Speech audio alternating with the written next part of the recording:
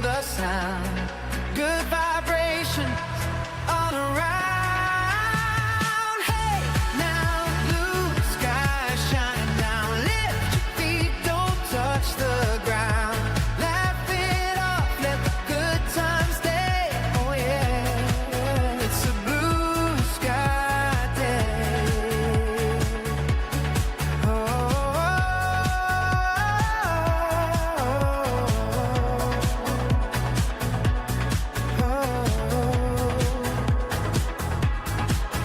No heavyweight, no looking back. Just open roads and a steady track. Hands in the air, feel the sway. Let the light carry us away.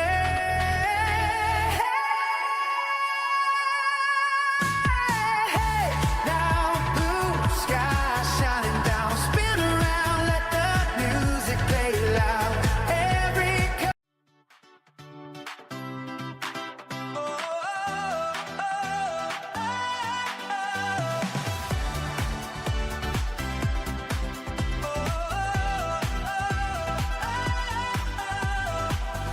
wake up, sunlight tapping on the door.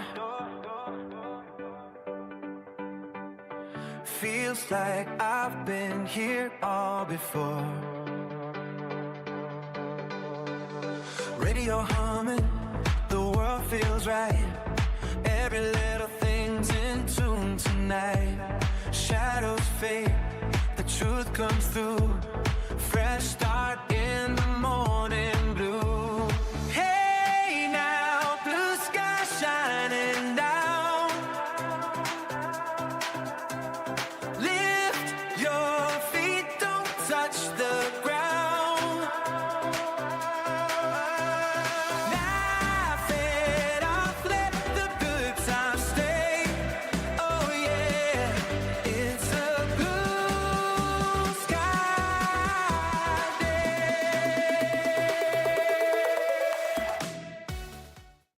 Woohoo! Hit that like button, share this out with your friends. It's the Conservative Cat Show. I so do appreciate you being here. Subscribe to the channel. Always subscribe. And if you want to support the program, visit patriotpumpenergy.com. Get your bottle of premium pre-workout today. This is what it looks like. This is our fruit punch flavor, manufactured right here in the US of A. It's got L-citrulline, it's got caffeine, it's great stuff. Promo code Conservative Cat at checkout, $10 off. It's definitely a premium pre-workout where you're not going to have this exorbitant amount of caffeine that doesn't work for you. This is caffeine that works with you because we have crafted a formula that uses black pepper extract and it makes your caffeine work longer. It's good stuff. Hey, we've got a lot to get to this morning. It's kind of a slow news day, but there's a lot of like just things going on around the country. And I'm just going to pick the top stories of today. And we're going to go over them. There was this wild high-speed chase in Charlotte, North Carolina. The police finally caught up to all four of them. So there were like four of them in a car, and they all got out and started running different directions. And it's all on video. So we're going to look at one part of the high-speed chase. It was really fascinating to watch this morning. I think that you guys are going to like it. Plus, I want to talk about this blue envelope thing because really what this gets at is the feminization of government and specifically Illinois government. Out of our, state legislature, there's still a minority of women. It's majority men, but it's not as huge of a disparity as you might think. I mean, it's probably like 60-40, somewhere around there. And in comparison, we have way more females in the state legislature than other states. Okay, so Illinois is doing very well as far as representation, women being represented at the state house. Now, this is just a feminized government. And this piece of legislation is evidence of that. And, I need to ask you this question. If you can't communicate effectively during a traffic stop, should you be driving? I just want to ask you that question. Throw it in the comment section. If you can't communicate, effectively, and if you have problems communicating, should you be driving? Okay. If you can't communicate during a traffic stop, say an officer pulls you over, asks you questions, and you're unable to effectively answer those questions, or you come off as combative, or you're not responding. If you can't communicate, you probably shouldn't be driving, right? I think we can all agree on that. And then I want to get to this. This is the top story today. Jeffrey Epstein, the fallout, the saga continues as the Clintons, Hillary and Bill, they are facing possible contempt. I talked about this a couple of weeks ago. This is so annoying, the House Oversight Committee, and it's kind of similar to the Trump administration. Republicans always have this thing of like, oh, don't make me count to 3. And then you count to 3, and then there's absolutely nothing that happens. You have to follow through. Republicans have such a problem with following through. So there's a possible contempt vote that's going to happen today. Today is Wednesday? No. Yeah, tomorrow. The contempt vote it's going to the full House. So that's possible, and it's because the Clintons are not showing up. They've been subpoenaed by this House Oversight Committee, and they're not showing up. So we're going to get to all of that. But first, this high-speed chase. I love high-speed chases. I get like really excited, edge of my seat. I'm sure you're the same way. But the first thought that goes through my mind, and it's probably because I'm a woman, is, man, I really hope nobody gets hurt. Okay. My second thought is, get this guy now. And hopefully the people, in this video, they were all caught before anybody could get hurt, because there's nothing that pisses me off more than somebody running from law enforcement. Because what you're saying is that you don't trust our judicial process. And I get it. But at the very same time, we have to comply with law enforcement. If they are carrying out arrest warrants, for example, yesterday we talked about Liam and Adrian. Adrian is the father. Liam, a 5-year-old little boy. Adrian got out of the car once he was approached by ICE. He was an illegal immigrant from Ecuador, and he just abandoned his kid and he took off on foot. Okay. Eventually, federal immigration authorities caught up to him. As these things often do. You never get very far on a foot chase. You never get very far when you try to evade law enforcement. But there's nothing that pisses me off more when people try to run or hit police officers, or just try to resist. Okay, just get cuffed, and if you're truly innocent, then work it out in the court system. Get yourself an attorney, right? If you can't afford one will be appointed to you.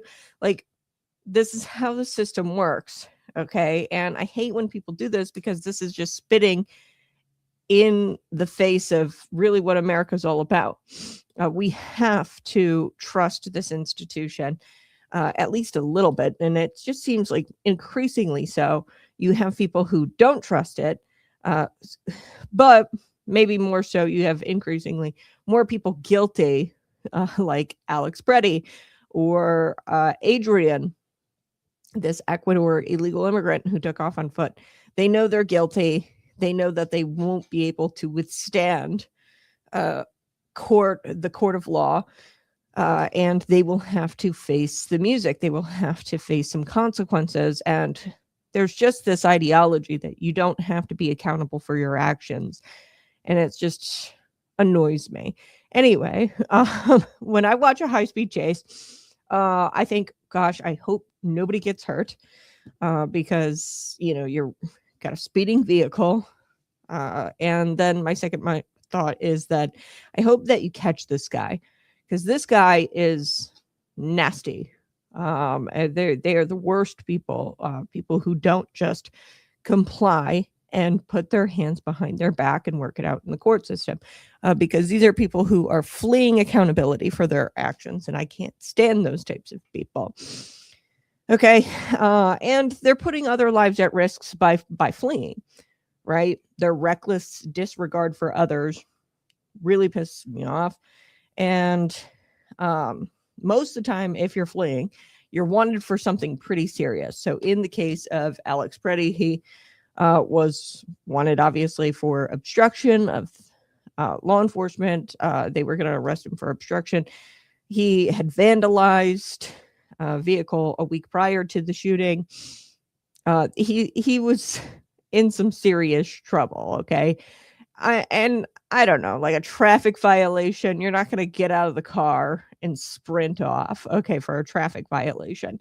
You're not going to resist arrest as hard as Alex Preddy did. Took like 3 guys to tackle him down to the ground. You're not going to risk running if it's not a serious violation. So that's why I love when people get caught in high-speed chases, because it's like, you probably did something really crappy. You're putting lives at risk because you are recklessly disregarding others around you by partaking in either a vehicle, fleeing in a vehicle, or you are taking off on foot. So you've got a reckless disregard for other people's lives around you. And then you also are a scumbag for not trusting in this thing that we call the court system and due process, Constitution, due process. You're not a constitutionalist, obviously, and you don't care about the way we do things here in this country. Anyway, that brings me to yesterday afternoon, Monday, Charlotte, North Carolina. Now, you guys know I moved to South Carolina. I'm in the northern part of the state, and we got a pretty big snowstorm. And we didn't get 11 inches. We got about 5 to 7, which is like record snowfall. Moved from Illinois just to have like ice storms and snowstorms. We didn't get 11 inches of snow like North Carolina did. We got about 5 to 7, something like that. It melted like the next day. But it is a challenge to clear the roads here because there's no salt trucks. There's no snowplows. I will say this. I've been a little annoyed. I had to do church virtually. Actually, one of my good friends, Tanya, she threw it out there. I'm sure she'll be all right with me throwing her name. But she's got an amazing page I follow. She's really good. And she put something up on Facebook, actually. And I'm going to go off on a little tangent, but I promise I'll come back to Charlotte. But she put something on Facebook about churches closing. And she said that it's becoming a trend where more and more churches are canceling services. And she puts this out on social media. And I think it's for the public. So hopefully she's not mad that I share this. She says, what does God think about closing church? What message does it send to our children? Which is more important, keeping the doors open or allowing our crucial and very important volunteers to have a day off or to have the day off? What if instead of closing the doors, we have our very crucial, very important volunteer day off off Sunday? We park our own cars, open our own doors, bring our own coffee, find our own seats, bring coloring books for our children to sit with us. And I get that, like, bigger churches, they're capable of running a church service and they have plenty of volunteers, and some smaller churches might have to close because they don't have that many volunteers for like weather and stuff if they're not able to get out of the snow and ice. But I was just kind of thinking to myself, the last couple of weekends, all the churches closed down here. And I'm not saying that it's not warranted, because you definitely don't want people going out and getting killed in traffic incidences. Okay. But this is what I was thinking about over the last couple of weekends. Haven't been to church in the last couple of weekends, like in person. And there's something to be said about being in the house. God is everywhere. I understand that. But, we could all pull together and not just rely on a few volunteers, but we could all pull together as a church and not rely on government services. If a church is relying on government services like snowplow, salt trucks, I think that that's very dangerous. Okay. All the churches, like in my area, within, a few hour radius they were closed. Okay. And that's just the way it is down south. I get it. It's kind of a culture shock to me. The Walmarts were all closed. In Illinois, that just doesn't happen. But I was thinking to myself, man, it'd be pretty cool if we didn't have to rely on government services in the South to get to church, right? And if we can all pull together every Sunday and do coffee, merchandise, coloring books for the kids, and have these really elaborate, sometimes these mega churches have these very elaborate services, okay? If we can do that every Sunday, how come we can't pull together, do like a private bus route, get some guys together with blades on their trucks, salt our own road, come up with some routes and some paths. And I get it. It's hard to do. But I think that church should be a priority. The house should be a priority.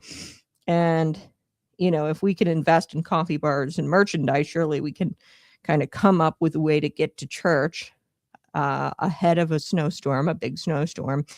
And I know God is everywhere, but, I know people who drive in harsh conditions to go and get bread and milk and eggs from the grocery store.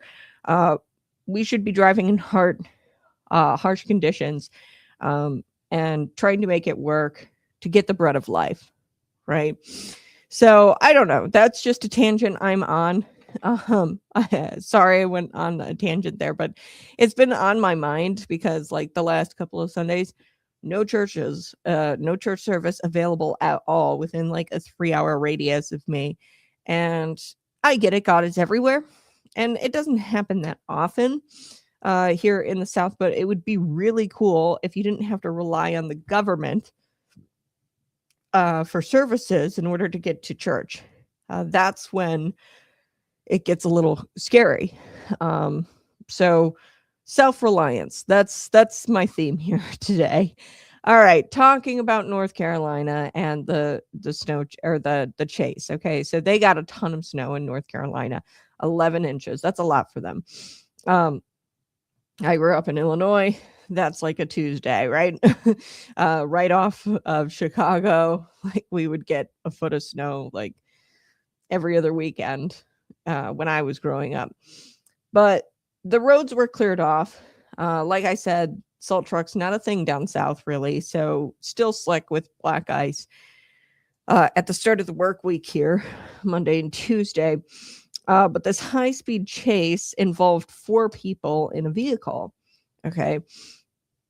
So very slick conditions, icy out there, and you got a high-speed chase going on. So not yet known. I've been trying to dig, but local news station WSOC TV, they got some pretty dramatic footage of this chase. Not yet known what these suspects did. Okay, there was 4 people in the vehicle, and this local TV station managed to get some footage of at least one suspect. And this one suspect was taken into custody. I've come to find out all 4 of them were chased down and actually apprehended, which is pretty cool. But the Charlotte Mecklenburg police officers and a canine officer chased this suspect, and I'm going to share the footage with you, on foot through the woods, over a creek, up a huge hill. Okay, it's very hilly in North Carolina, South Carolina. Okay, very hilly, mountainous, over a creek, up a huge hill full of snow. The suspect then jumped a fence into somebody's backyard. And then an officer, after the guy jumped the fence, grabbed him through the fence and would not let go for his dear life, right? He was waiting for the colleagues, his fellow officers, to come up and help him. So there was actually a chopper who caught it all on camera. and it was a black car. They were driving. They started speeding, weaving in and out of traffic, patchy, slick roads. I mean, very visibly patchy, slick, icy roads. And at one point in the helicopter footage, you actually see them miss what looks to be a dog. So there was like, they crossed the double yellow lines. They were weaving in and out of traffic. There was a dog on the side of the road, and they barely missed this dog that was on the side of the road. Just a nightmare of a chase. And the driver eventually turns into a neighborhood road. And then all four get out of the car. Okay, they slid to a stop to pull off into this neighborhood, slid to a stop. They couldn't go any further. So all four people got out and ran in different directions.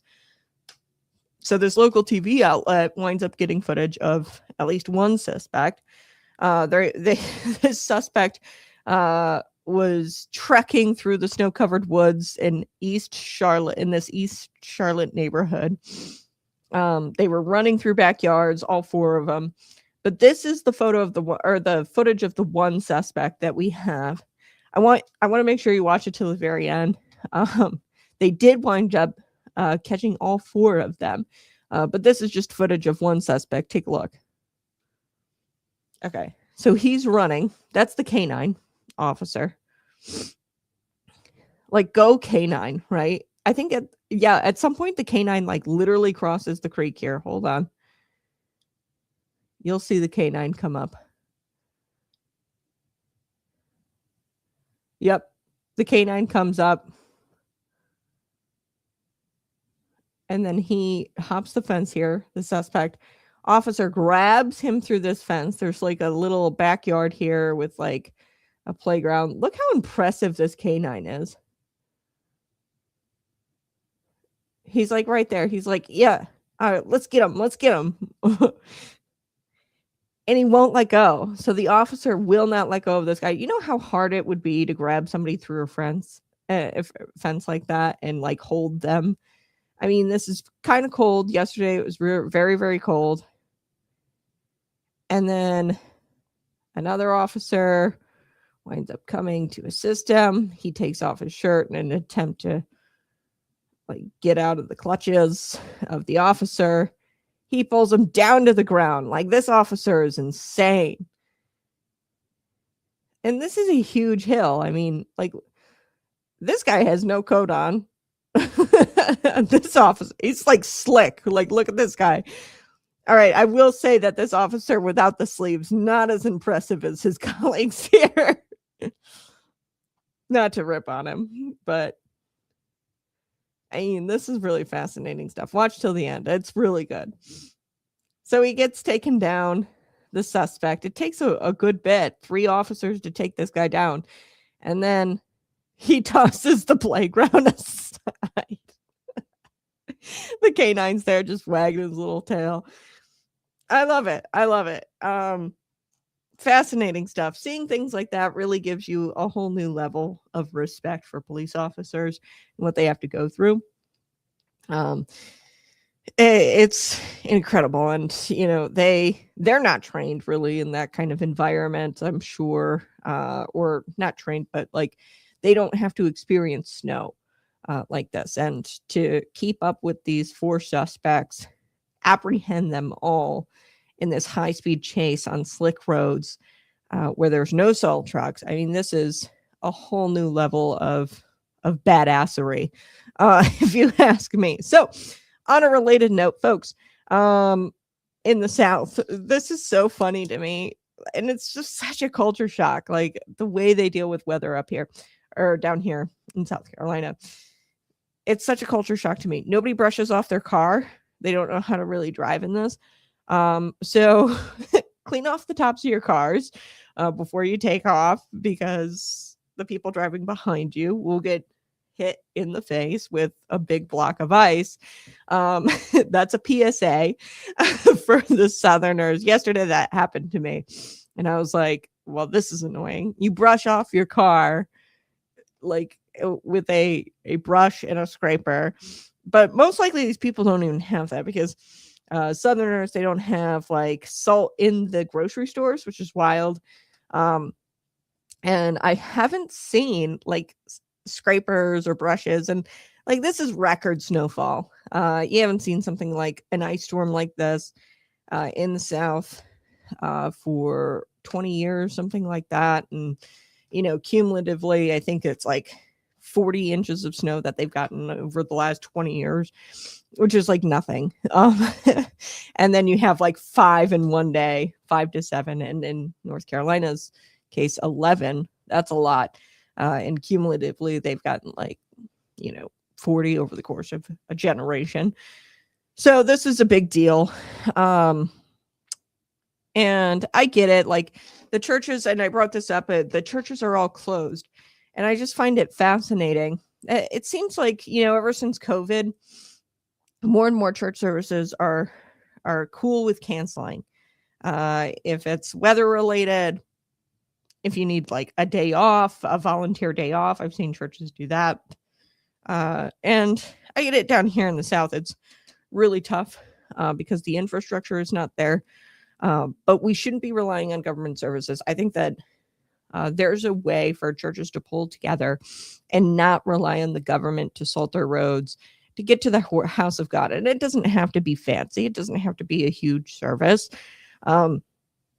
It just has to be available. But anyway, I think that it's incredible what these police officers did. I hope you enjoyed the high-speed chase. I know I did, especially towards the end there when he hops a fence into a backyard and they just push the playground over. Very funny stuff. All right, folks, this is the Conservative Cat Show. Smash that like button, share this out with your friends. Not a really heavy news day today, but I do want to knock some things off the table that don't belong there. Get it? Because I'm a conservative cat. Anyway, today we are talking about a brand new idea of a brand new idea coming out of Illinois, because of course, they're just full of ideas, these legislators. And this is the Blue Envelope Program. Okay, and the Blue Envelope Program, it sounds like something invented by wine moms in suburban wine moms who are part of a suburban task force with way too much time on their hands. Yes, congratulations, you have instincts. Yes, it is suburban task force, and they've got way too much time, and they come up with all of these silly little programs. So here's what the Blue Envelope Program in Illinois is all about. Okay, Illinois lawmakers, and they already have things like this in other cities like Naperville, Illinois. And, I'm not entirely against it, but it's just the feminization of government that really pisses me off, and the emotional part of government where they just create legislation based off like one incident, and they don't really look at the entirety of the problem. So, and that's no way to govern based off your emotions, off of one incident. So Illinois lawmakers, they're floating out this legislation, and it's the Blue Envelope Program, and the Illinois Secretary of State would be in charge of administering these blue envelopes to autistic drivers. So the idea here is that drivers who are on the autism spectrum, they could present a special envelope. Now, there's nothing in this envelope. You can put your documents, your necessary medical documents in this envelope, present it to the officer during a traffic stop. And the blue envelope, the color of it and the look of it is supposed to be a visual signal to the officer pulling you over in a traffic stop that, hey, I may have communication problems as being an autistic, being that I'm an autistic driver. So it's a visual cue to police officers. Now, quoted in the Center Square, State Representative Dennis Tipsworth, he's a Republican and a law enforcement officer. He says that this could help officers recognize communication difficulties during traffic stops. Yes, but he does say something here, quote, it's kind of a case-by-case basis. Sometimes there's no issue at all. Sometimes communication can be difficult. Here's where I put on my glasses and I kind of squint, right? The real question is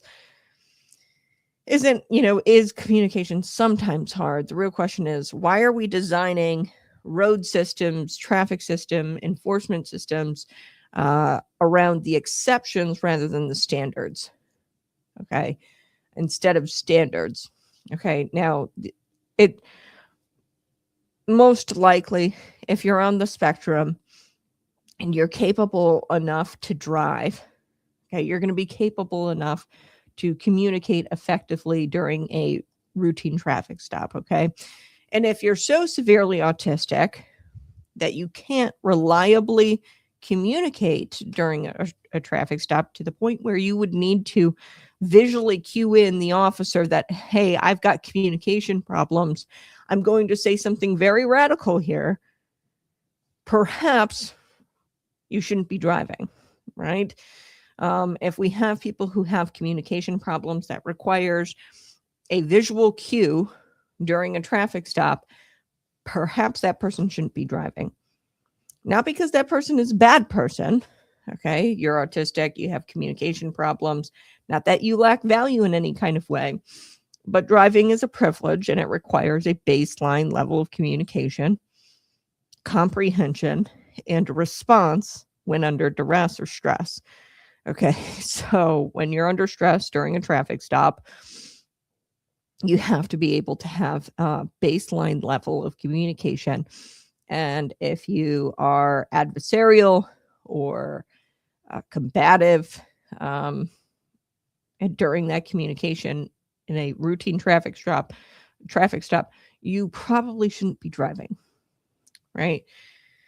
And I'm not trying to be cruel, but that's just reality. Okay, we don't let people drive who can't see well enough. Okay, who can't respond to instruction. We don't let people drive who can't remain conscious entirely. Okay, we can't we don't let people drive who can't understand road signs. I know that in Illinois that's not the case because we give commercial licenses to illegal immigrants who don't speak a lick of English or read it.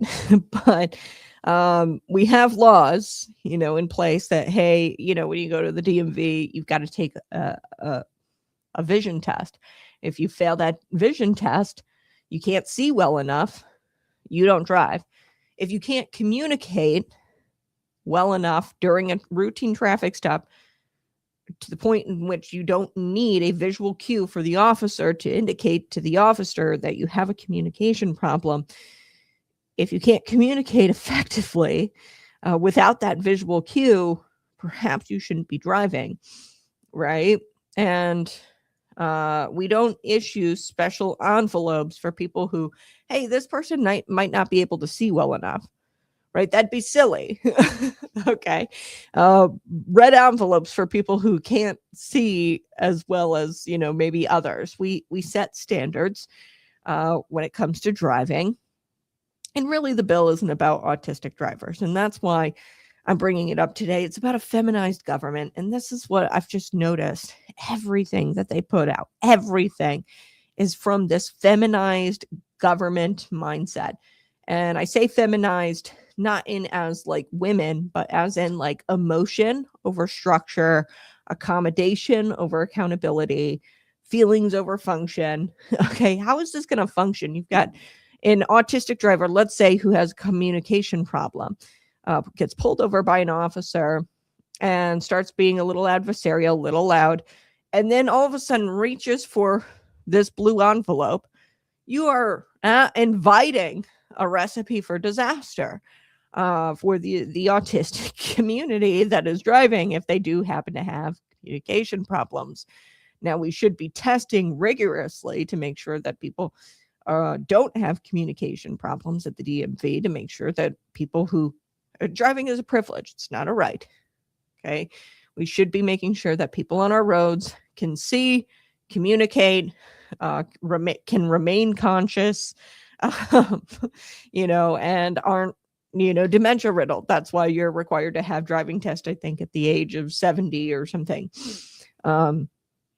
So the problem I have really with this bill, it's not so much the envelopes, like whatever. I don't even think that people would really use it because you'd have to promote it. Really, how many drivers are on the autism spectrum that, can drive, but also can't communicate effectively and would need something like this? I don't know how. It's probably like 0.01% of the autistic community who's, falls into this category of autistic enough to not be able to communicate, but also can drive.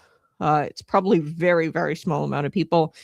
Not to mention you'd have to, go pick up your envelope, and how often are you going to get pulled over?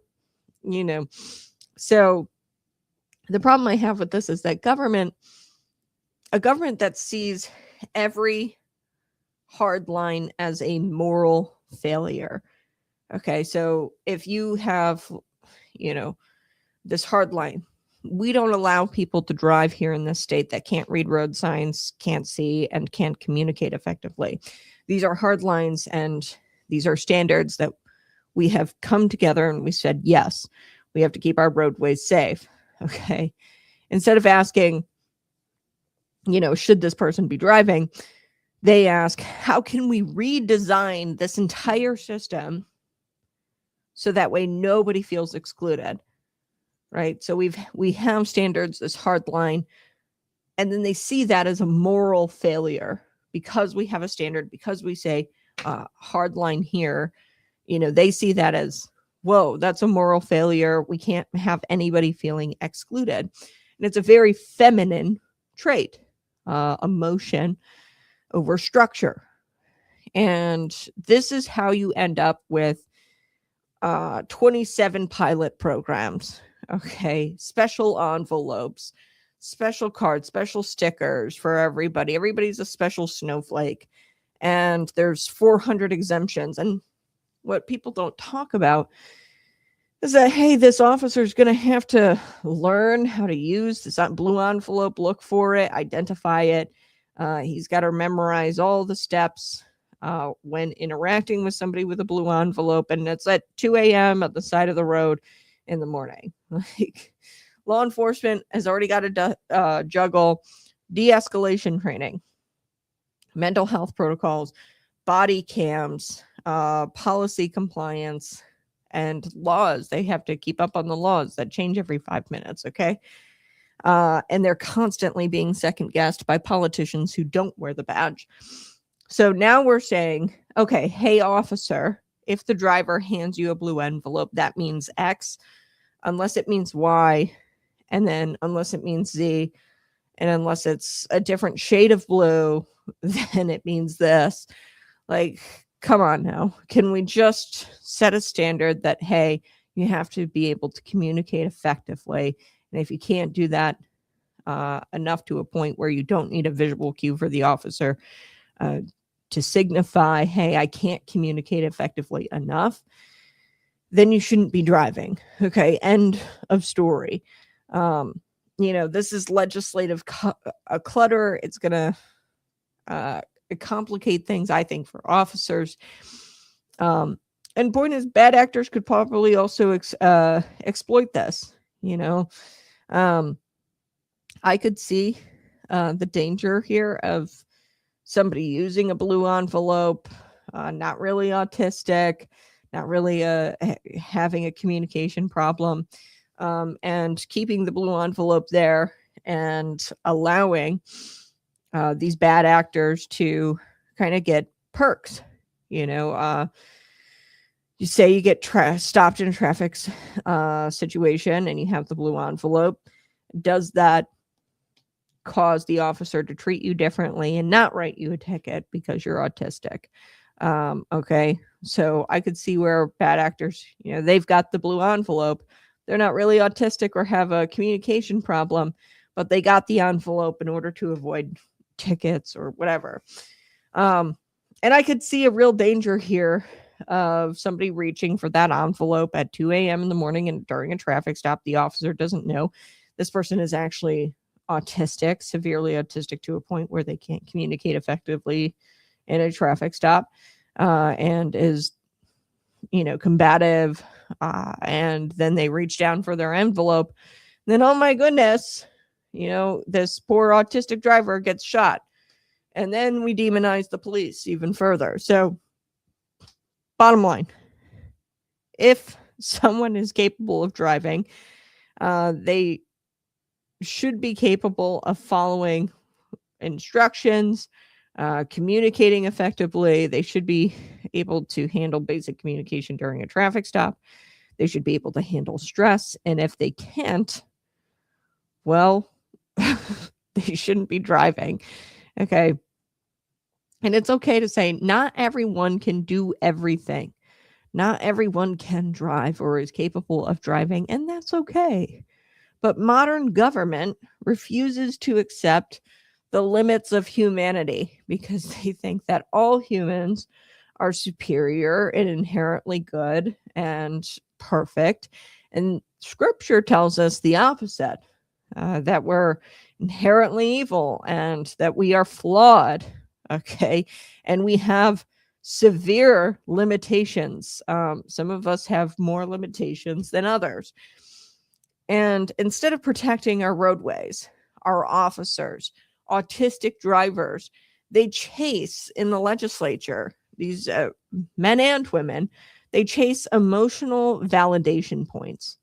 They don't oppose a bill because they don't want to be seen as not compassionate. Okay. And I don't oppose this bill because I lack compassion. I oppose it because we're lowering standards instead of enforcing the ones we currently have. And we're adding bureaucracy instead of clarity. And we're putting emotional comfort and this moral validation that nobody's excluded over public safety. And really what this does, it shifts responsibility from the individual, okay, the autistic driver who can't communicate effectively during a traffic stop. You have to take responsibility of that, your disease, or the people who are taking care of that individual have to take responsibility and understand, hey, I might not be able to drive. I have to take responsibility for that. This is, how I am. This is my life. And, I've got to take accountability and stay off the roads. But we're shifting that, and we are shifting the responsibility on the system. The system gives you the blue envelope, and you're not accountable for your actions because you've got this little blue envelope that really shields you from your individual responsibility. So government works for everyone, and it can't be redesigned for the few. And that's what I'm seeing constantly coming out of Illinois. Government is constantly so focused on the few. And we can't do that, especially when safety is involved here. It's okay to be exclusive. It's okay to recognize, hey, we got to draw a hard line sometimes. And just because we draw that hard line doesn't mean it's a moral failure. So driving is not a participation trophy. It's not something that everybody can do. It's a serious responsibility. And if lawmakers were serious about helping autistic individuals, one, they'd start with honest assessments. If they really want a safety out there on the roadways, if that's the goal of this, and safety for autistic drivers and law enforcement, what we need to start doing is cracking down and doing an honest assessment at the DMV. Can this person function and have a basic conversation with somebody? Maybe do an assessment like a mock traffic stop, right? License and registration, please. You pull out your license and registration. How fast were you driving? How do they respond in stressful situations? Do some honest assessment at the DMV to ensure that we've got people who are able to drive on our roadways. and have the courage to say, hey, this isn't for anyone. Okay, this isn't for everyone. Driving isn't for everyone. And, this colored envelope is doing nothing really for the autistic community. I don't think it would do anything for the autistic community. And I guarantee that cities all around who have something like this have probably issued maybe max 5 envelopes, and not a single officer has pulled somebody over with one of these envelopes. I'm willing to bet, that this is like so few and not a problem at all. But this is what they're spending their time doing, because God forbid we draw a hard line and exclude anybody. They just dream up of ways to get their emotional validation points. Oh, look how inclusive I am. Anyway, smash that like button, share this out with your friends, subscribe to the channel. Good morning, Cat and Chat. So nice to see you. Yeah, if you're just joining us, we were talking about the Blue Envelope program and the feminization of our government and how it caters to the few. And I'm just seeing that more and more. It's just constantly these bills that come out. An incident like, for example, this little girl got chased by a Savannah cat. Okay, a Savannah cat is like a bigger type cat, kind of like a bobcat. Got chased and the cat snarled at her. Illinois tried to move to ban Savannah cats or serval cats as pets. Okay, this was one incident somewhere, and they wanted to craft a law because a little girl got scared. And it's just like, you know what I mean? Like, if you were going to do anything, pit bulls, right? I know way too many people whose children have been attacked, brutally maimed, and in some cases eaten by pit bulls. If you wanted to do anything, you would do the pit bull thing, right? Because that affects way more people statistically. But they completely ignore that. Statistics, evidence, and they draft up bills just based on feels over the rails. So let's get to Bill and Hillary. This is my top story for the day. I'm going to take a quick break, but smash that like button, share this out with your friends, subscribe to the channel. I'll be right back.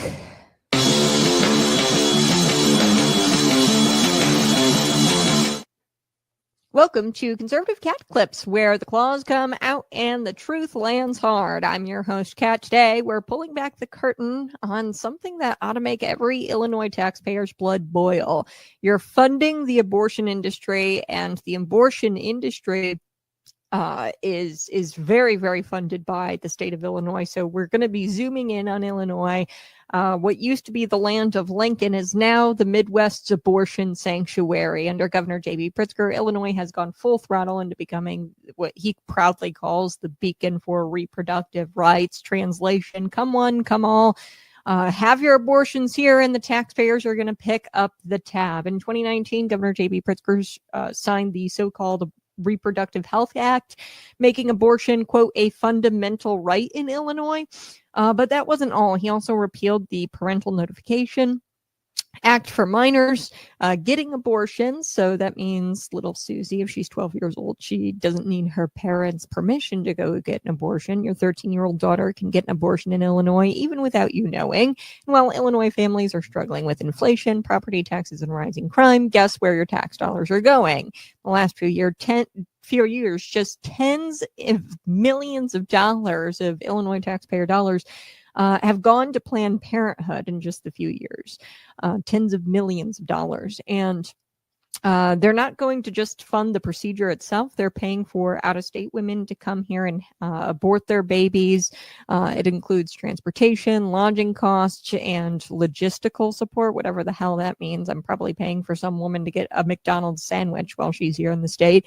And literally, we're running a state-sponsored abortion tourism business. That's what we're doing here in the state. And let's not forget Planned Parenthood CEO salaries. Over $670,000 for Alexis McGill Johnson, regional directors, they make about like 6 figures too. So your paycheck is shrinking, their paycheck is growing, and your roads have potholes, but Planned Parenthood thriving. Pritzker loves to pose as a champion for women, but let's be honest, this isn't even about ideology. It's about power and money. He's not protecting women. He's protecting Planned Parenthood's bottom line and all of these people raking in that CEO cash. And Illinois is now the abortion capital of the Midwest because he made it that way. Governor J.B. Pritzker. Illinois used to be about opportunity and family values. Now it's the go-to state for late-term abortion. Over 46,000 abortions in Illinois were done in 2022 or 2023 alone. 46,000 in Illinois alone, and many of you paid for that. And under Governor J.B. Pritzker, that number is just going to keep going up and up and up every single year. This has been Conservative Cat Clips. I'm Kat, reminding you that taxpayer-funded abortion is not compassionate. It's corruption. And all of these people are making tons of money. And it's time we demand real leadership. It's time we step up and demand that they stop funding this madness. It's time we stand for life here in the state of Illinois. What do you think? Hey, smash that like button, share this out with your friends, and subscribe to the channel. Before we took the break, I was telling you a little bit about Bill and Hillary. Oh, Bill, oh, Hillary. They are hard at work these days. They are shredding their legacy, their already tattered legacy, and they have this hanging over their heads, this contempt this contempt vote that is supposed to be happening tomorrow, Wednesday. Okay, so the House of Representatives is set to vote on Wednesday whether to hold them in contempt of Congress. Okay, so they have repeatedly refused to honor the valid congressional subpoenas and testify about their knowledge of the ongoing Jeffrey Epstein saga. Okay, so clearly, I mean, you guys can see it in the thumbnail.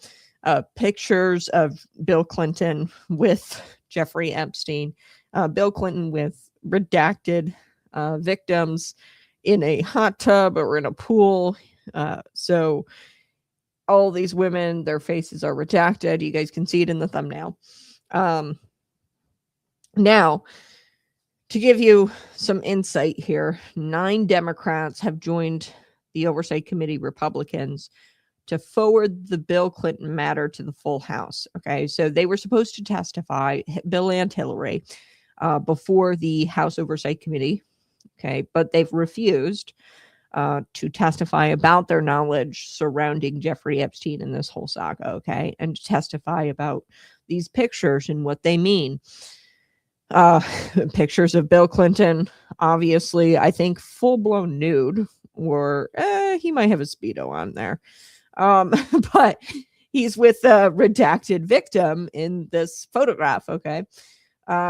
People say that, oh, Donald Trump's a pedophile. Donald Trump was, and we went over that yesterday. There's these tips, that were released in this most recent release of the Jeffrey Epstein files directed. The DOJ was directed by Congress to do that. And it's like 3 million pages of crap. A lot of it, like I said, what we really want is sealed by the courts at the direction of the national intelligence agencies, and we're never going to get that. Who Jeffrey Epstein trafficked the humans to, trafficked these women to, we will never see that, okay, unless those court documents are unsealed. And I don't know if you could even do that. So it would probably be a Tulsi Gabbard thing. Anyway, so they aren't coming before the committee. Okay. So the committee says, okay, Democrats, you got to join us. 9 Democrats. We got to get Bill to testify. Let's forward this on over to the House and get them to vote on whether he's in contempt of Congress or not. There were Democrats, 3 of them, who joined the Republicans and voted the same for Hillary. Okay, and said, okay, 3 Democrats joined Republicans in this committee, and they said, yes, we want to forward it to the House for a full vote on whether they're in contempt or not. You getting this so far? Okay, so now the Clintons are making demands. Okay, and this is all a tactic. It's a stalling tactic. Okay, because they really don't want to, I guess, they really don't want to testify before the House Oversight Committee. So Oversight Chair James Comer, Kentucky Republican, isn't interested in their demands. They're making demands. Hey, we will testify, but it's got to look like this. We're going to draft up the questions, and I'm being sarcastic here. We're going to draft up the questions that you're going to ask, and here are our answers. And we don't want this to be publicly broadcasted. We want it to be a private interview setting with a few members of the House Oversight Committee. I'm being sarcastic, but that's kind of like their demands. Okay, we'll get to their exact demands here in just a second. But James Comer, not interested in hearing what the Clintons have to say and how they want to be treated specially. They want the special treatment. He's not interested. So he says the Clintons are in contempt of Congress. Their attorney's latest letter makes clear that they still expect special treatment because of their last name. The Clintons do not get to dictate the terms of lawful subpoenas. I have rejected their latest offer. This is what James Comer said. There's been some developments here since then, so I'm going to cover that as well. But what really makes this complicated is the Politico story. So Politico, they did a report on yesterday evening, and they said that the Clintons had come to an agreement with the committee, and they were going to, in fact, testify. Okay, Comer shot that down real quick and said, hey, this report's wrong. The Clintons have not agreed to testify about the Epstein files. They gave us a list of demands. I rejected their offer. And there is no new offer in place right now. And this was as of Monday evening. They're just trying to set the rules. Okay, so you see what the Clintons are doing here. They ran to somebody in Politico, probably. Politico printed this up to make it look like the Clintons were complying with these subpoenas. Okay, and that the committee had accepted their terms already, and they're trying to sway it to go a certain way. And that's, they're hoping that because Politico they're trying to manifest that in real life, okay, through this Politico report. Shame on Politico. And this is speculation, but this is how this stuff goes in Washington. It's nasty. They throw reports out there that aren't real, and they are hoping that they stick. Okay. That they came to this agreement. Now the Clintons did make an offer, or like they made some demands, and then Comer rejected those demands and said, no, you're going to testify like everybody else. And you're going to comply with this lawful subpoena. Just because your last name's Clinton, you're not going to get special treatment. We're not going to give you a pillow, a neck pillow, and a blankie, when you're here testifying. Okay. And he rejected it. But then Politico says, well, it wasn't rejected. They actually came to an agreement. And then Comer shoots back and he says, no, there is no offer. And they're trying to set the rules here. So it's a mess. So James Comer, he says that they sent an email, the attorney, the Clinton attorney, and he said that's not good enough. They since had sent another offer, another list of demands via email. And they said, well, that's not good enough. We need to see something in writing saying that they're going to be coming. And Comer said they see the writing on the wall here, the Clintons, and they're freaking out. And there's going to be a big bipartisan vote here coming up on Wednesday. And this is why they keep throwing these demands out there and offering things or offering to testify in exchange for XYZ.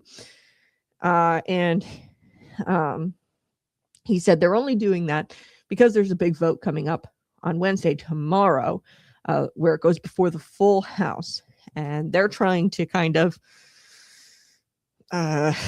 piece together their tattered legacy here, the Clintons, and not have that vote happen and comply with the subpoenas before that vote happens. And most likely that vote is going to say, yes, the Clintons are in contempt, and they're avoiding that, or trying to, at least with these list of demands that they're constantly sending to the Oversight Committee.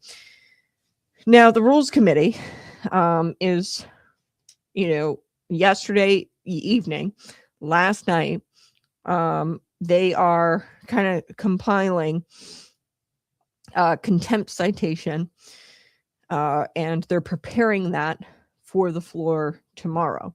Okay, so last night, or for the floor, okay, so Monday night, they're preparing this contempt citation that goes to the floor, the full House, on Wednesday.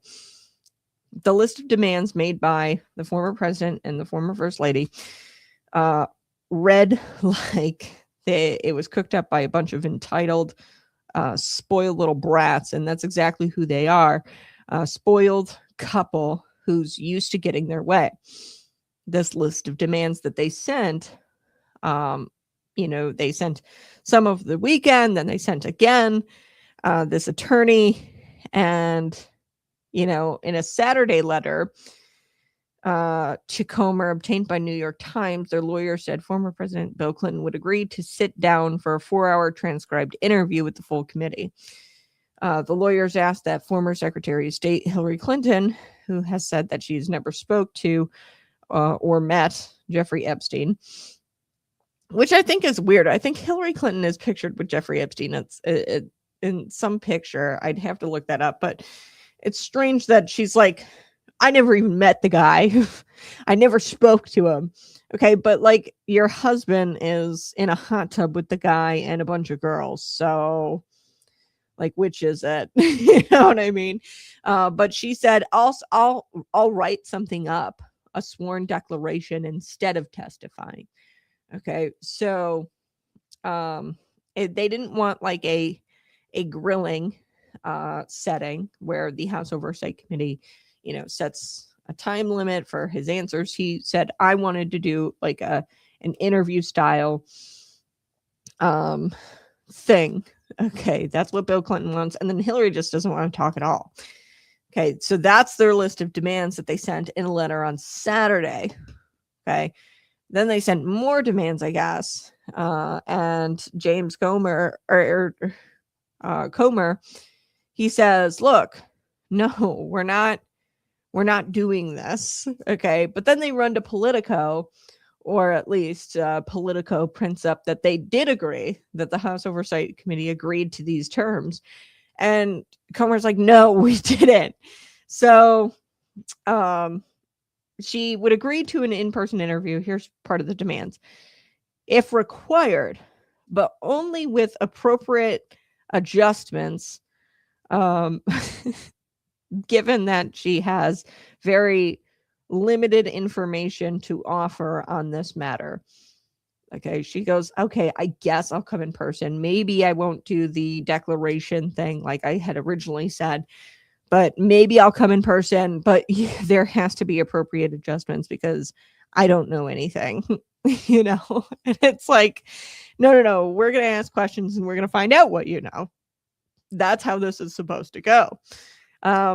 So those were only some of the demands. Okay. Folks, bottom line, do these people seem transparent to you? Do these people seem like they've got no idea who Jeffrey Epstein was and they weren't a part of it all? Do these people seem like they are transparent, and do these people seem like they are trying to get to the truth? Or do they seem like desperate people trying to hide something?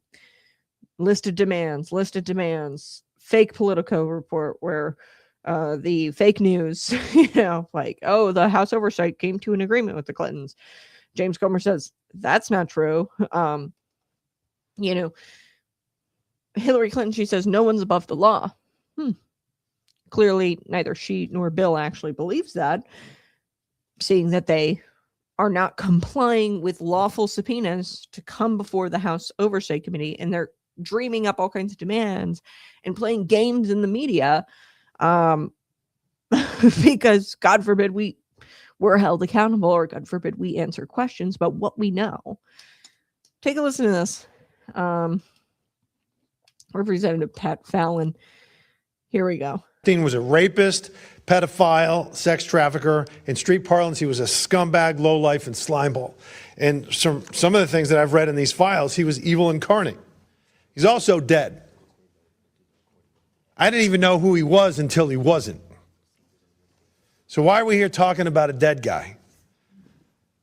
Because he was associated with powerful people, some of which are highly likely to have participated with him in some of the worst kind of criminal activity. And if they did, they should pay. They should face justice, whether they're rich or poor, famous or anonymous, mighty or meek. So is that what we're doing today? Are we pursuing justice and transparency? Because transparency makes an easier and shorter path to the truth. We should be pursuing the truth. But some on this committee and in this Congress are pursuing fame and campaign fortune and exploiting this issue, not in the pursuit of justice, but in the pursuit of raising hundreds of thousands of dollars using a false premise as a battering ram. Okay. Beautiful. He says, look, we should be in the interest of the truth. We should be in the business of the truth. And the best way to get to that is through transparency. And a lot of these people have gripped onto silly little things like the tips, like I had gone over yesterday, that were sent to this FBI center, operational center. And a lot of these tips were made by, I'll say it plainly, nutcases. For example, one tip came in and said that Donald Trump was with some lady at this golf course in 1995. Turns out that the golf course didn't exist in 1995. Okay.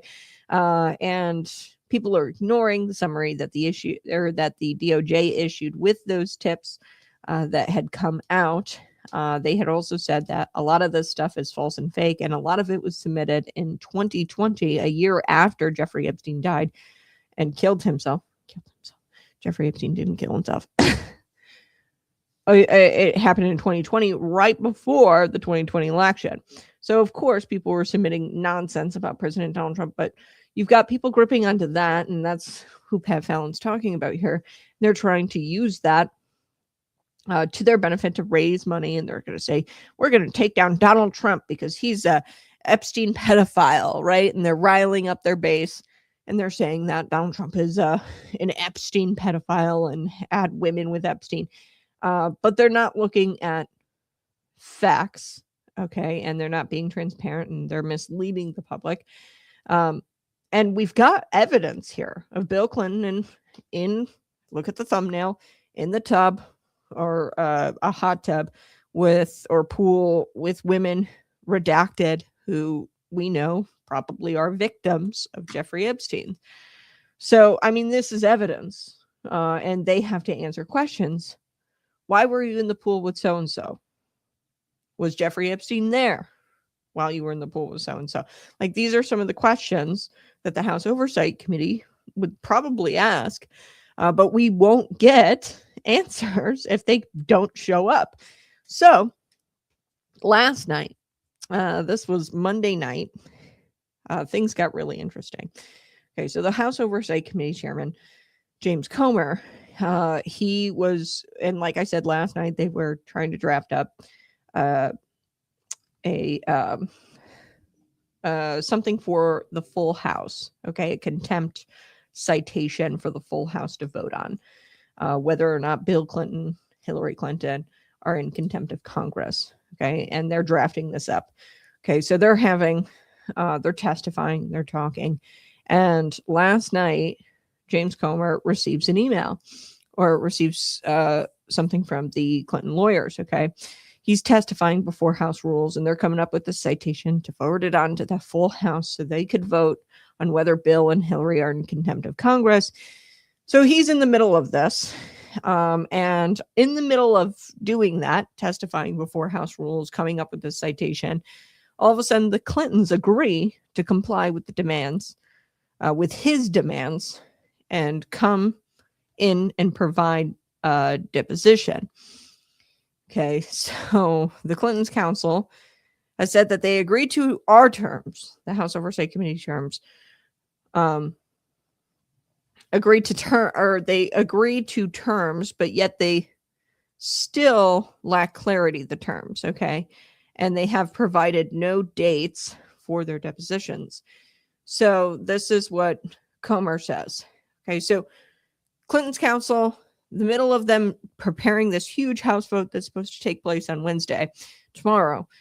In the middle of all of this, the Clinton attorney emails them or corresponds with them, and he says, "Okay, we'll show up for the depositions."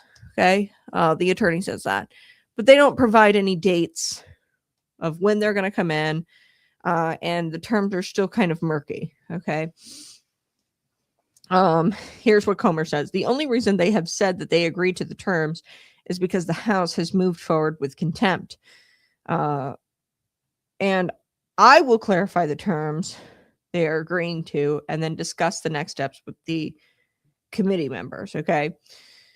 So the Clinton attorney sent an email to the committee in the middle of this House Rules Committee meeting where they're prepping the contempt citations for the full House. And you've got Comer testifying in this House Rules Committee meeting. And, the House was planning to vote on a contempt citation tomorrow, Wednesday. And then they were going to refer criminal charges, their criminal referral to the DOJ. That's what this contempt citation was all about. Like, hey, they're in contempt. Here's criminal referral to the DOJ. The DOJ can then go cuff them for contempt. Okay. For not complying with a subpoena. Okay. And that was all going to happen tomorrow, Wednesday. But now you've got the attorney, the counsel saying, okay, we comply.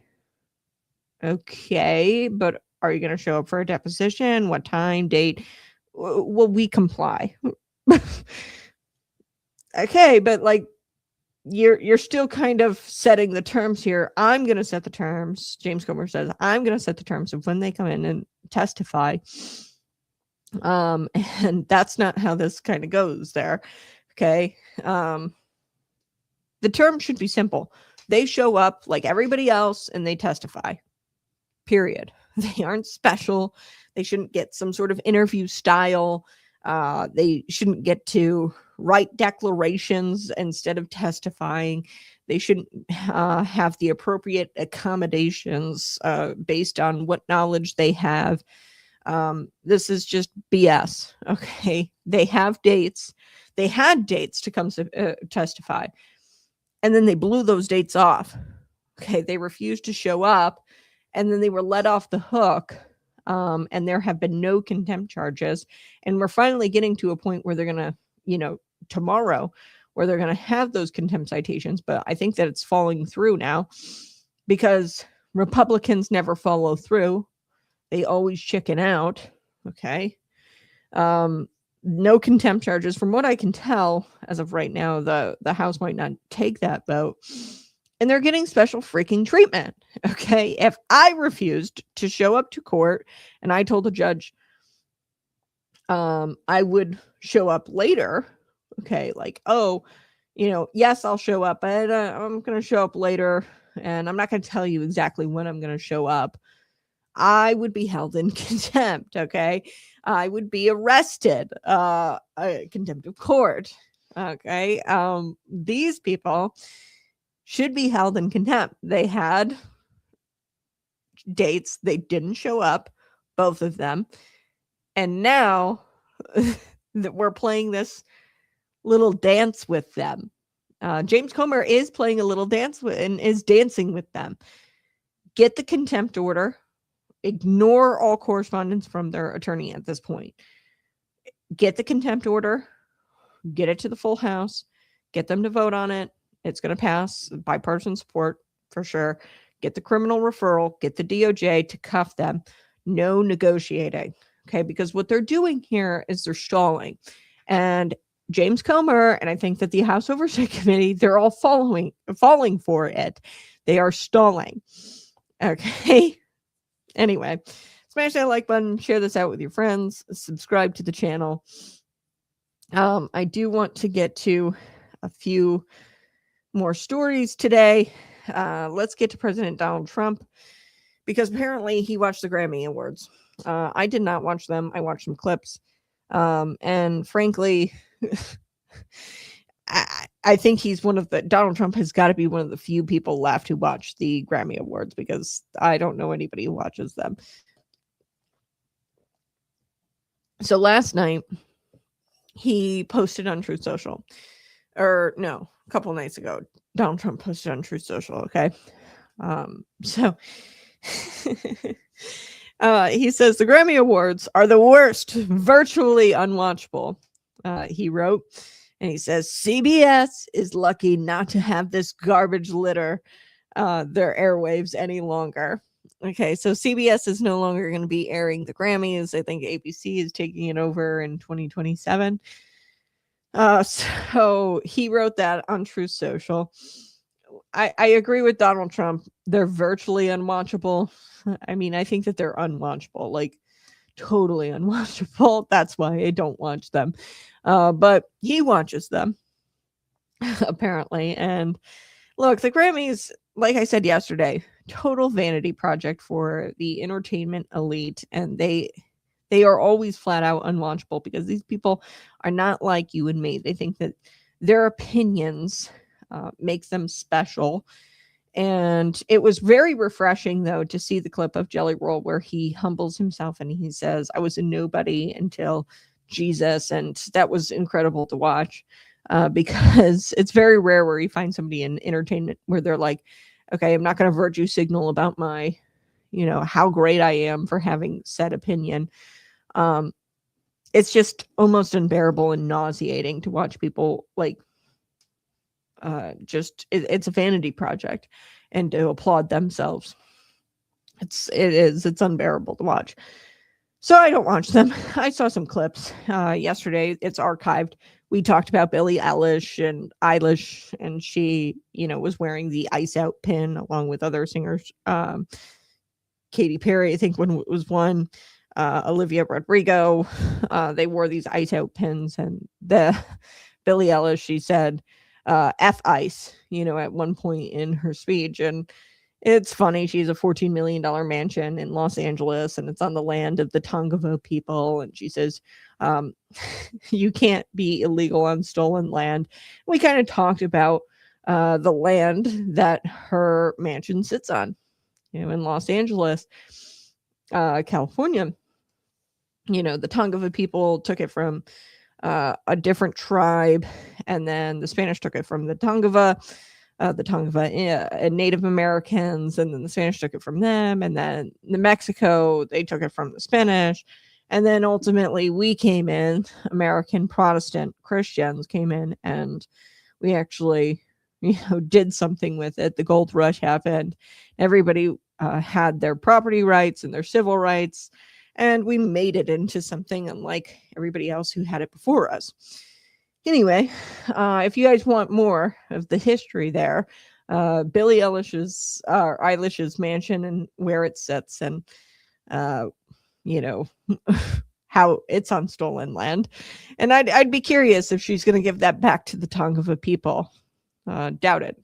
She actually has, I think, like some sort of order of protection or restraining order against somebody.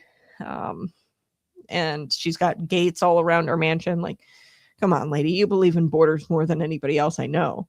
But the president here, after watching the Grammys, one of the few people who watch it, President Donald Trump, he took aim at Trevor Noah. Trevor Noah is the most nauseating person, I think, outside of John Lemon. Like, when I look at Don Lemon, I get nauseated. When I look at Trevor Noah, I get slightly less nauseated. Okay. And he's the failed former host of The Daily Show. Okay, Trevor Noah. And he was blasted by President Donald Trump for a defamatory joke. That is what the president called it. He said that Trevor Noah defamed him. This was a joke that Trevor Noah had made, and it involves Jeffrey Epstein and Donald Trump and Bill Clinton. Okay.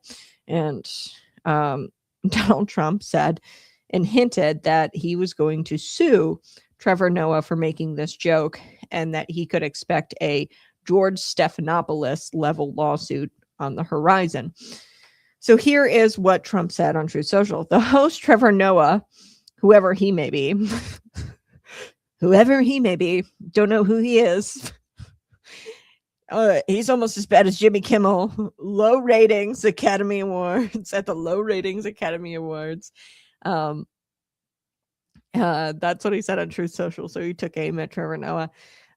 Here's what Trevor Noah said. So here's the joke. Okay. And I don't think it's that funny at all, really, because there is no tie to Jeffrey Epstein and Donald Trump. Like, there is none. Jeffrey Epstein was kicked out of Mar-a-Lago. Virginia Giuffre, the victim who tragically died by suicide this year, absolved Trump of any wrongdoing. She said Trump didn't do anything wrong ever. So Trump goes on in the Truth Social post. I'll get to his joke. I'll play the joke here in just a second. I don't think it's funny, but he goes, "I can't speak for Bill, but I have never been to Jeffrey Epstein's island nor anywhere close. And until tonight's false and defamatory statement, have never been accused of being there, not even by the fake news media," says Donald Trump. Noah, a total loser, better get his facts straight or get them straight fast. Okay, so he goes on in the Truth Social post, Donald Trump, "It looks like I'll be sending my lawyers to soar this poor, pathetic, talentless dope of an MC. And I'm going to be suing him for plenty of money." That's what he says in the Truth Social post. And then he says, "Ask little George Stephanopoulos and others how that all worked out." Also asks CBS, "Get ready, Noah. I'm going to have some fun with you." Love it. Love it.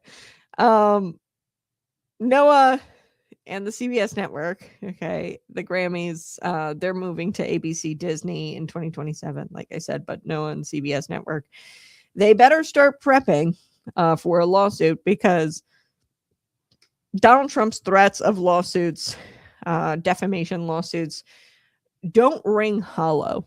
And I think that people like dismiss this or laugh at it and like kind of joke, but they don't ring hollow.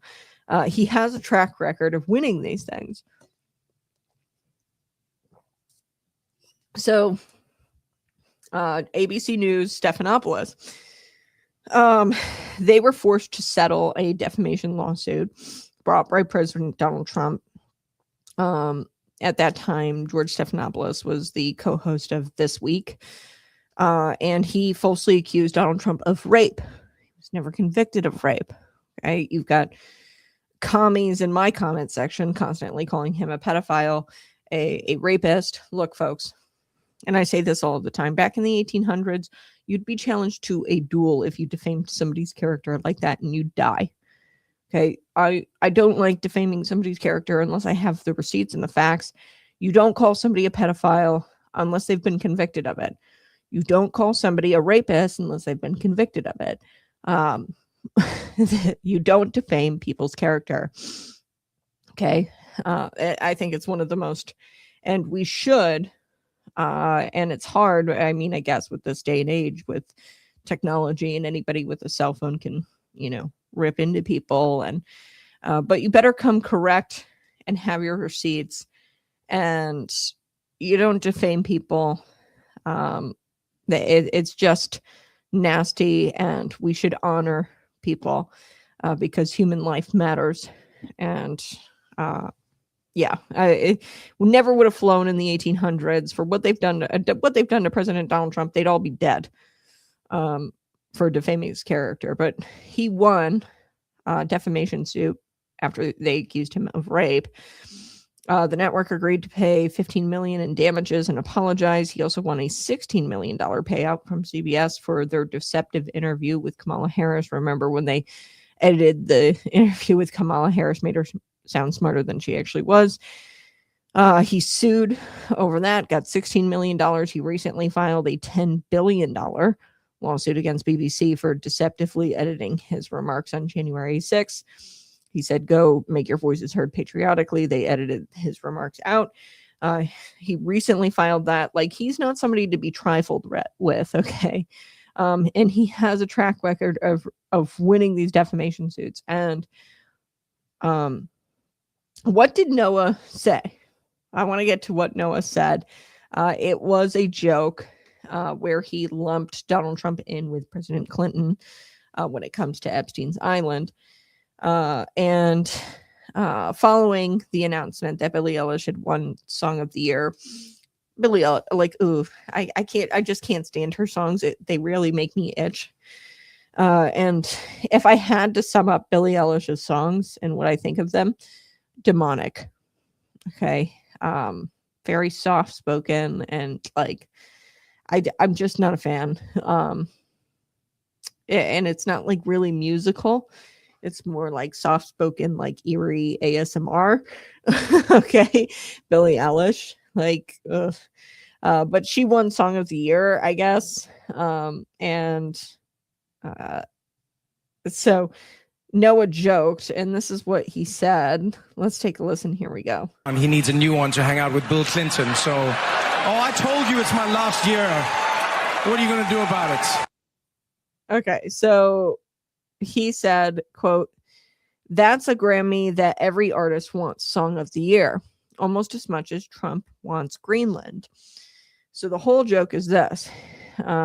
Every artist wants Song of the Year almost as much as Trump wants Greenland, which makes sense because since Epstein's gone, he needs a new island to hang out with Bill Clinton. And then he says here, I told you it's my last year. What are you going to do about it? Okay, in that clip. So very funny. Not because you are copying Ricky Gervais. So in 2020, I remember this very clearly, and he's an actual comedian. I think he's very funny. But I think he's copying, like, pretty much almost word for word here. Ricky Gervais in his whole shtick in the 2020 Grammys. And I hate to say this, Trevor, but I think that we know what Donald Trump is going to do about it. He's going to sue you, and you're going to have to pay millions of dollars, probably something like close to $15 to $16 million. Look at his track record. That's what CBS and George Stephanopoulos had to pay, 15 and then 16 million dollars. Like, he's got quite the track record here. So we already know what the president is going to do exactly about your comments here.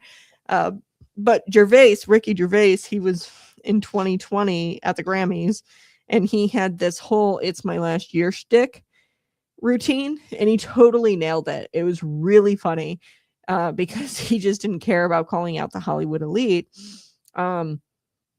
And, you know, I think that Trevor Noah here, it's very obvious. He is just trying to copy more accomplished comedians like Ricky Gervais and Jon Stewart. Trevor Noah is like the most annoying comedian because it's very clear that he's a copycat. But take a listen to Ricky Gervais. This was him in the 2020 Grammys, and he had this whole like senioritis or like "it's my last year" shtick. I'm going to say whatever I want. And it was really funny. But he's like trying to copy it. So it's not funny, Trevor, when you do it because it's already been done. Take a listen. Hello and welcome to the 77th Annual Golden Globe Awards, live from the Beverly Hilton Hotel here in Los Angeles. I'm Ricky Gervais, thank you. You'll be pleased to know this is the last time I'm hosting these awards, so I don't care anymore. I'm joking, I never did. Let's go out with a bang. Let's have a laugh at your expense, shall we? Remember, they're just jokes. We're all going to die soon, and there's no sequel. I came here in a limo tonight, and the license plate was made by Felicity Huffman. So, no. Shush. It's her daughter I feel sorry for, okay? That must be the most embarrassing thing that's ever happened to her. And her dad was in Wild Hogs. No one cares about movies anymore. No one goes to the cinema. No one really watches network TV. Everyone's watching Netflix. This show should just be me coming out going, well done Netflix, you win everything, good night. You could binge watch the entire first season of Afterlife instead of watching this show. Spoiler alert, season 2 is on the way, so in the end he obviously didn't kill himself, just like Jeffrey Epstein. Shut up, I know he's your friend, but I don't care. It was a big year for paedophile movies. Surviving R. Kelly, Leaving Neverland, Two Popes. Shut up. Shut up. I don't care. I don't care. The Irishman was amazing. Long, but amazing. It wasn't the only epic movie. Once Upon a Time in Hollywood, nearly 3 hours long. Leonardo DiCaprio attended the premiere, and by the end, his date was too old for him. So... Many talented people of colour were snubbed in major categories. Unfortunately, there's nothing we can do about that. The Hollywood foreign press are all very, very racist. So we were going to do an in memoriam this year, but when I saw the list of people that had died, it wasn't diverse enough. It just, no. Apple roared into the TV game with a morning show, a superb drama, yeah. A superb drama about the importance of dignity and doing the right thing, made by a company that runs sweatshops in China. So, well, you say you're woke, but the companies you work for, I mean, unbelievable. Apple, Amazon, Disney. If ISIS started a streaming service, you'd call your agent. If you do win an award tonight, don't use it as a platform to make a political speech, right? You're in no position to lecture the public about anything. You know nothing about the real world. Most of you spent less time in school than Greta Thunberg. So, if you win, right, come up, accept your little award, thank your agent and your God, and... Okay, so, I mean, he really nailed it. And I bring this up because Trevor Noah, he literally stole it, like, totally, like, riffed it. So, Noah, he provoked conservatives, by the way, with this joke. And I will never be able to look at Trevor Noah without, like, vomit in my throat, because Trevor Noah said this joke about Charlie Kirk, and it's just not funny. A lot of people had made the same joke. Like I said, he's not really an original comedian. A lot of people made this joke, and warning, there was language to this joke. So take a listen. Here we go.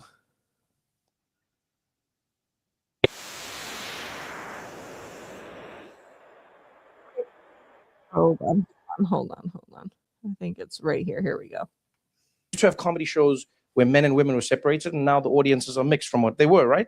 Yeah, audiences are mixed from what I understand. So again, not perfect, but moving in the right direction. Meanwhile, here, comedians are shitting themselves. Don't say anything about Charlie Kirk. I wasn't going to say anything about, but don't say anything about Charlie. I wasn't going to say anything about Charlie Kirk, but don't. There's nothing funny about it. Oh, now you tested me. I mean, there's nothing funny about it. You can't say there's nothing funny about it. Oh, there's nothing fun. No, don't say that, because as a comedian, I'll be like, I'm sure there's something funny about it. The guy was shot while defending guns. Do you understand how?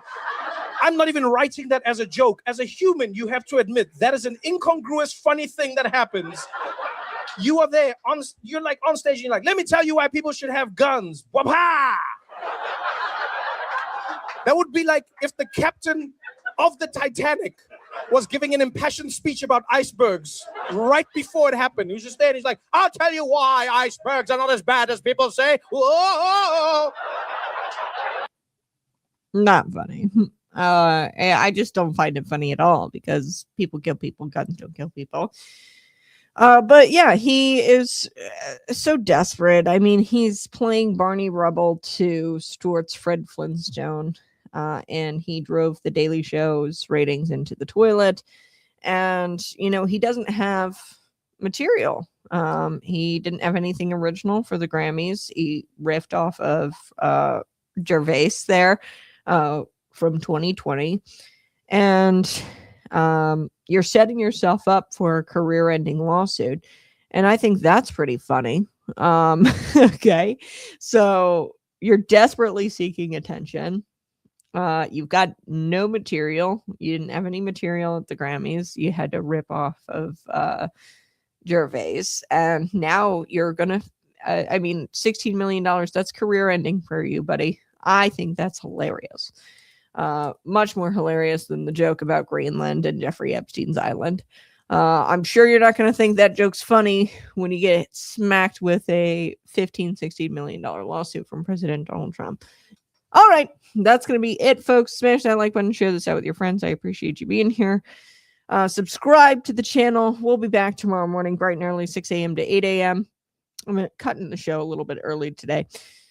I've got a few things to do. We're prepping some shows for you next week or the following week, depending on when this baby comes. We're going to have some really cool shows going into the history of certain things, the Crusades. I'm really excited about that. And we're going to have some special editions of the Conservative Cat Show lined up for you. But I love you so much. We'll talk again soon. See you later.